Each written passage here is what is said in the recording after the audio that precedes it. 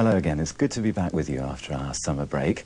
And I'd like to say just a word of thanks, first of all, to all of you who voted us once again the #1 television programme in this year's Melody Maker poll. Thank you very much indeed. And I can promise you this year a very exciting series, and I'll be telling you more about some of the things we'll be seeing on the programme next week. But it's been a long time since we've seen the Rolling Stones in performance on British television, and tonight we'll be devoting almost the whole of our programme to a film made during the band's European tour in Paris, and that's coming up in just a few minutes' time. But the band were in town last week in London, and we met up with Mick, with Woody and with Charlie to talk about the film, talk about the new album, and a few other things along the way. Straight off the production line. God blimey. I couldn't believe it. How you doing? Oh, nice to see you. Nice to see you. Yeah. When did you get back to Britain, Mick? Last week.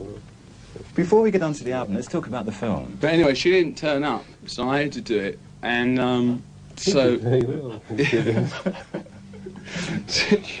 you notice that during the film that I'm very in between numbers, change jackets and trousers very quickly. This is because I'm very good at changing jackets and trousers very quickly. You did film it over a period of, what, 3 days, was it, mate? Yeah, actually. Yeah. Which accounts for the trouser changing. What made you choose the Abattoir to do the gig? Well, it's really the only place in Paris that was unfashionable. Because the trouble with the French is, though, the trouble with the French, if I may take my glasses off at this point. The meat market is the only place you can get off in the Paris. account executive, look. The trouble with the French is that they try and make everything into an occasion, which is laudable.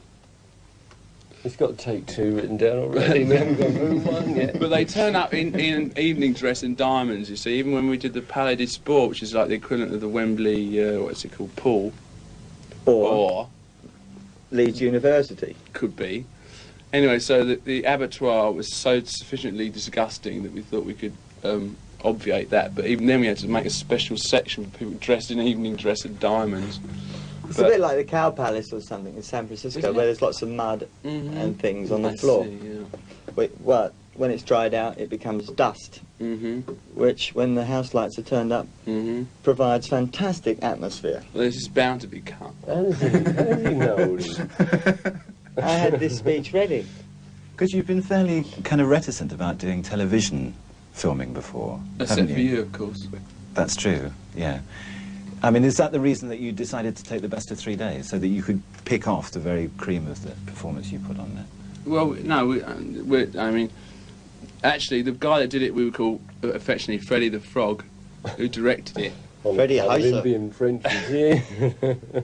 He's not French, I don't think, actually. It was no fun editing 3 nights in his front room. No, he was very good. His old lady was ill as well.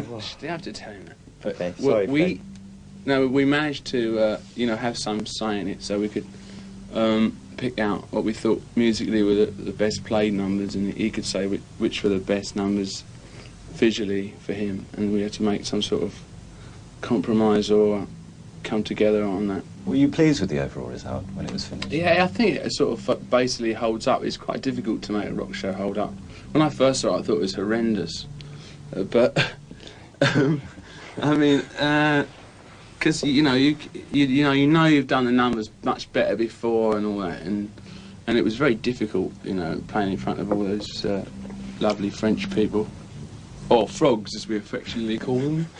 Mind you, Michael does know a few phrases in French, which does help. That's right.